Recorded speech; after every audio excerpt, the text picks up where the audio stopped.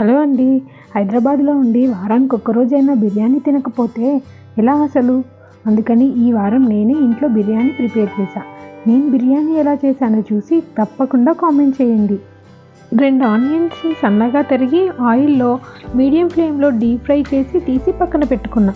తర్వాత బిర్యానీ చేసే గిన్నె తీసుకొని అందులో 750 గ్రామ్స్ చికెన్ వేసుకొని అప్పుడే ఫ్రెష్గా నూరు పెట్టుకున్న అల్లం వెల్లుల్లి పేస్టు, కారము, పెరుగు, బిర్యానీ మసాలా, ఉప్పు, అలాగే పచ్చిమిరపకాయలు, నిమ్మరసము ఇవన్నీ వేసి బాగా కలిపి కొద్దిగా ఆయిల్, అలాగే దానికి సరిపడా కొత్తిమీర అండ్ పుదీనా కూడా వేసుకొని బాగా కలిపి 2 అవర్స్ పక్కన పెట్టానండి. నాకు నేను చేసిన బిర్యానీ కన్నా మా ఫ్రెండ్ చేసిన బిర్యానీ అంటే చాలా ఇష్టం అండి. తను బాగా చేస్తుంది. అసలు నాకు బిర్యానీ చేయడం తనే నేర్పించింది. నేను ఎప్పుడు కలిసినా కంపల్సరీ బిర్యానీ చేస్తుంది. తను మా ఇంటికి వచ్చినా సరే కంపల్సరీ బిర్యానీ చేస్తుంది. ఈసారి తను వచ్చినప్పుడు మాత్రం బిర్యానీ చేసి ఆ వీడియో మళ్ళీ పోస్ట్ చేస్తాను తప్పకుండా.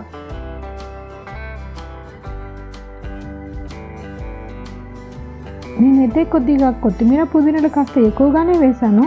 మీరు కావాలంటే కాస్త తక్కువగా వేసుకోండి. ఫ్రై చేసిన ఆనియన్స్ కూడా కలిపి 2 అవర్స్ అయితే పక్కన పెట్టుకున్నాను.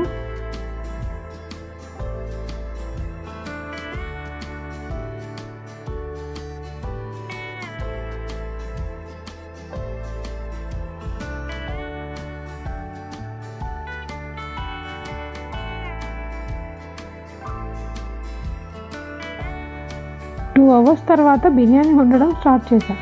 మామూలుగా అయితే దీన్ని నైటే కలిపి పెట్టుకుంటే చాలా బాగుంటుంది. నేనైతే అప్పటికప్పుడే కలిపి చేశాను. మీకు కుదిరితే నైటే కలిపి పెట్టుకోండి.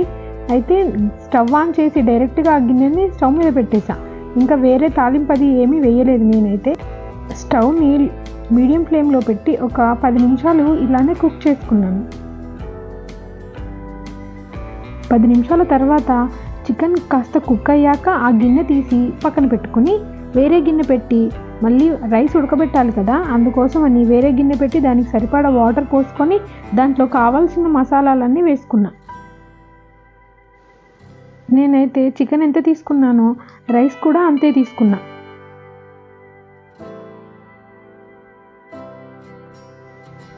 నీళ్లు మరిగిన తర్వాత అర్ధగంట ముందే నానబెట్టుకున్న బాస్మతి రైస్ని మరుగుతున్న నీళ్ళలో వేసి కాసేపు ఉడకనిచ్చా.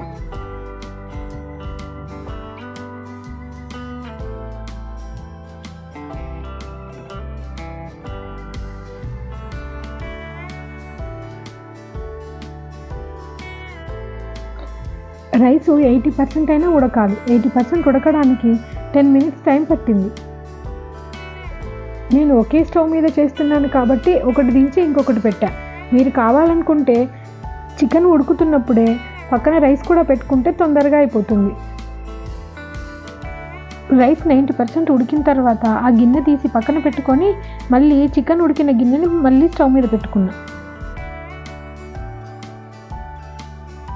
స్టవ్ని లో ఫ్లేమ్లో పెట్టి బాయిల్ అయిన రైస్ని ఇలా చికెన్ మీద మొత్తం ఫుల్గా వేసేసుకోవాలి. నేనైతే మధ్యలో కొంచెం సాజీరా అయితే వేసుకున్నాను. అంటే రైస్ వేసిన తర్వాత మళ్ళీ కొంచెం పైన సాజీరా వేసుకొని దానిపైన రైస్ వేసుకున్నా. ఇలా అయితే ఫ్లేవర్ బాగుంటుందని చెప్పారు నాకు తెలిసిన వాళ్ళు. మీరైతే అలా వేస్తారో లేదో చెప్పండి, నాకు తెలీదు. దానిపైన ఒక 2 గరిటెలు అన్నం ఉడికిన నీళ్ళు పోసేసుకొని పైన కొద్దిగా కలర్ వేసుకున్నా. మిగిలిన ఆనియన్స్ ఇంకా కొత్తిమీర, పుదీనా వేసుకొని పైన కొంచెం నెయ్యి కూడా వేసి మూత పెట్టుకొని ఇంకొక 10 నిమిషాలు ఉడకనిచ్చా. 10 నిమిషాల తర్వాత గ్యాస్ ఆఫ్ చేసి మూత తీసి చూశాను. చూడండి ఎలా ఉందో. నాకైతే బాగానే అనిపించింది. ఇంకో 10 నిమిషాలు రెస్ట్ ఇచ్చి ఆ తర్వాత తీసి ఇలా గిన్నెలో వేసుకొని చూసాము. చూడడానికైతే బాగానే ఉంది, టేస్ట్ కూడా బాగానే ఉంది. మీకు ఈ వీడియో నచ్చితే లైక్ చేయండి. నేను బిర్యానీ ఎలా చేశానో కామెంట్ చేయండి. Okay, thank you.